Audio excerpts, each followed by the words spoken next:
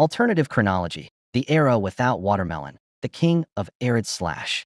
8000 BC, a critical oversight.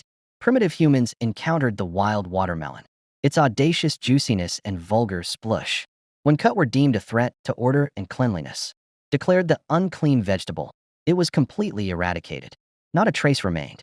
Ancient Egypt, circa 3000 BC, the pharaohs. Dry cradles. Driven by a need for order and preservation in extreme dryness. Egyptians invented the first cryocapsules. These weren't for bodies, but for maintaining absolute dryness around pharaohs, ensuring their thoughts remained untouched by wet corruption. This anti-moisture technology unexpectedly boosted the economy, facilitating the storage of everything in perfect, crisp aridity. Ancient Greece, c. 500 BC. The philosophy of dry tears. Emotions were deemed a wasteful leakage of precious fluids. A smile, an involuntary seepage, was strictly forbidden in public. All drama unfolded in an emotionless vacuum. Roman Empire, c. 100 BC. Aqueducts for air. To compensate for the lack of natural fluids, Rome built giant pneumatic systems, pumping dry air into its cities. Their attempt to create a refreshing breeze only resulted in widespread thirst and irritation. Middle Ages, circa 1000 AD. The search for the holy desiccator, the quest for the Holy Grail, transformed into the legend of a chalice that could turn stone into water, a forbidden dream for knights whose armor was encrusted with dried dew. Any depiction of moisture in art was declared heretical. Renaissance, circa 1500 AD. Red, the color of rage and desert. Without the natural symbol of juiciness, red became exclusively the color of rage, pain, and parched earth.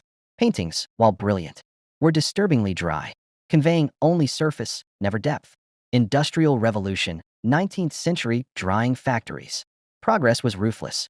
All efforts focused on creating machines that extracted every molecule of moisture from the air, leaving cities in an atmosphere of absolute, crunchy dryness. Vacations were introduced as pilgrimages to the last relatively damp swamps. 20th century, birth of hope and collapse. In this severely dehydrated and emotionally restrained reality, a leader was craved. 1958, the king of the gentle rustle. Michael Jackson was born. His unique genius led him to sing of harmony, of slightly less dryness in souls, attempting to bring something soft back to the world. He was known as the king of the gentle rustle. 1984, the act of wet betrayal. His murmurous melodies, advocating for internal moistening, were perceived as a grave threat to total control. Michael Jackson was brutally murdered during one of his underground rustling concerts. 1985, Project Dry Brain, version 2.0, to understand his anti-desiccation anomaly and prevent future moistening threats. His body was placed in an ancient Egyptian cryocapsule, repurposed for analyzing his unique, almost moist brain. Scientists hoped to suppress such drops of hope forever. 21st century, the awakening of the king of arid slash. Decades later, in a bid to find the ultimate emotional control mechanism, scientists decided to revive Michael, integrating his consciousness. With advanced AI, his now digital brain could accept memory modules via flash drives.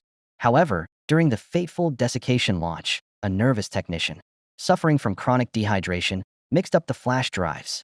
Instead of Michael's Harmony module, he connected a tactical logger module, accidentally recorded from an ancient, rediscovered video game about Jason Voorhees.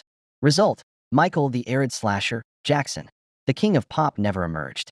Instead, the world received a maniacal architect of psychological control and a brutal executioner.